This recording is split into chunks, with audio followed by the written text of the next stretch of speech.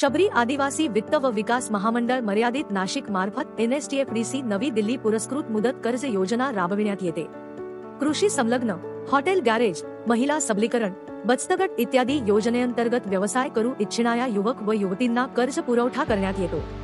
ओतूर येथील नंदकुमार खंडागळे यांना लघु उद्योग योजने अंतर्गत नारळ डेपोसाठी 2 लाखाचे कर्ज देण्यात आले आहे। मी नंदकुमार माधू खंडागळे, राहणार ओतूर, तालुका जुन्नर, जिल्हा पुणे। शबरी महामंडळाकडून मी NSTFDC नवी दिल्ली पुरस्कृत कर्ज योजनेअंतर्गत लहान उद्योगासाठी मी कर्ज घेतलं होतं एप्रिल 2022 मध्ये। तर ते 2 लाख कर्ज घेतल्यामुळं माझी परिस्थिती सुधारली।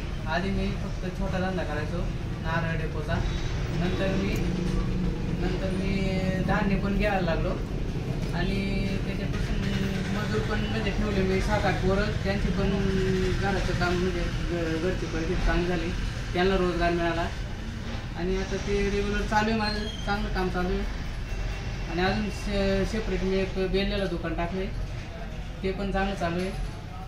तिकडं पण 1-2 पोरं कामाला आहेत म्हणजे, आणि त्यांचं पण चांगलं चालू आहे।